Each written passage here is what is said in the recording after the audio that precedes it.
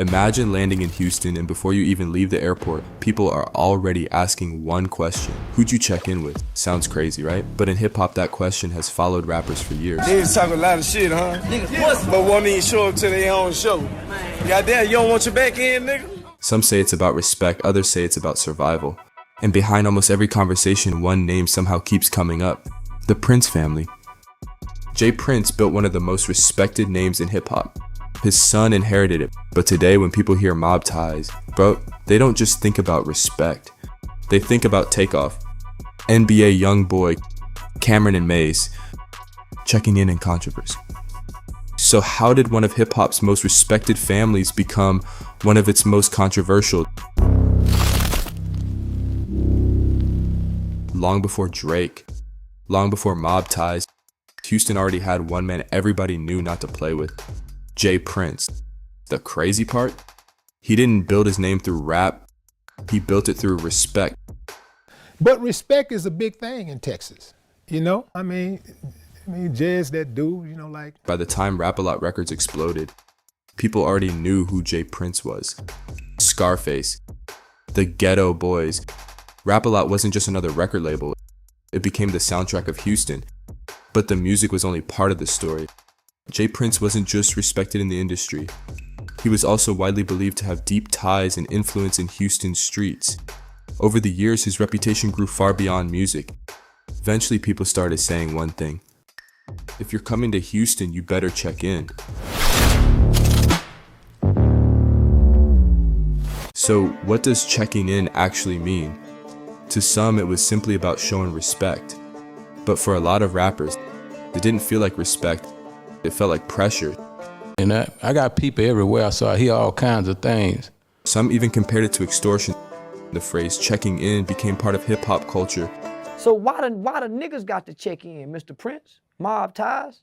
No matter who told the story, one name always came up.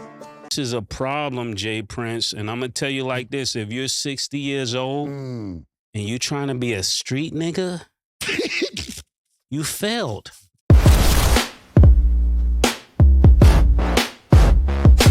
As hip-hop entered a new generation, so did the Prince family.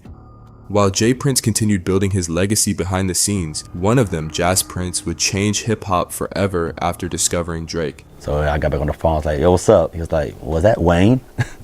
I was like, yeah, it was Wayne. He was like, what's up? I was like, send me your information, I'm gonna fly you out here tonight. As Drake became one of the biggest artists in the world around the same time, his relationship with the Prince family only grew stronger. The name Mob Ties started carrying a different kind of weight. It had grown into a large crew surrounding the Prince family, a name people began associating with power and influence in Houston. Drake wore it proudly, he rapped about it.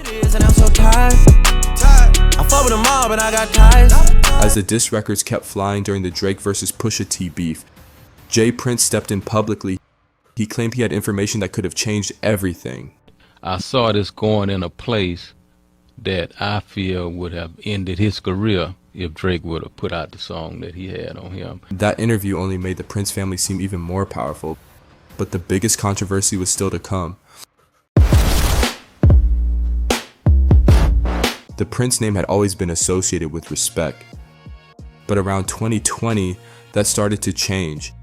NBA YoungBoy's Houston home was burglarized. Fuck your crib, nigga. I'm coming for all that shit. Not long after J. Prince appeared online claiming he had recovered YoungBoy's stolen belongings and offered to return them. As you can see, homie, to make a long story short, I got your keys to your Rolls Royce, I got your keys to your McLaren. YoungBoy fired back, questioning how J. Prince ended up with his property in the first place. All that pussy ass shit, hey, I don't respect none of that shit, man. If you got something for me, man, they got plenty of niggas around me you could call. Man, nigga, it's plenty ways you could get in touch with me. For many fans, it was one of the first moments that turned the Prince family into a topic of controversy instead of admiration. 2 years later, everything escalated. November 1st, 2022, Quavo and Takeoff were in Houston after attending a private event. Hours later, an argument broke out outside a bowling alley. Gunshots were fired, Takeoff lost his life. The tragedy shocked the entire hip-hop world. J. Prince Jr. had been with Quavo and Takeoff earlier that night. Almost overnight, his name became one of the biggest talking points in hip-hop. That we could have prevented this situation. We would have prevented it by all means, like, which we attempted to do. Less than a year later, Houston found itself in the headlines again. Celebrity jeweler Duke the Jeweler traveled to the city after linking up with Boozy. He was robbed and killed. Social media immediately exploded with speculation. Once again, the conversation found its way back to mob ties. By now, the criticism wasn't just coming from the internet anymore. Some of the biggest voices in hip-hop started speaking out.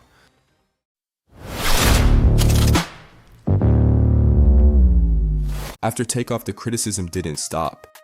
It only got louder. Cameron questioned the image J. Prince Jr. had built around himself. Mase criticized what the Prince name had come to represent. Charleston White repeatedly accused the family of hiding behind fear and reputation.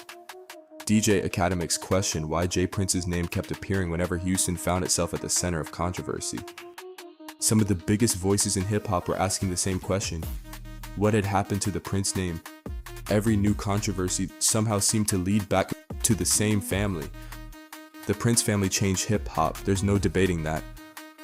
The only question is, did they change it for better or for worse? Let me know your thoughts below.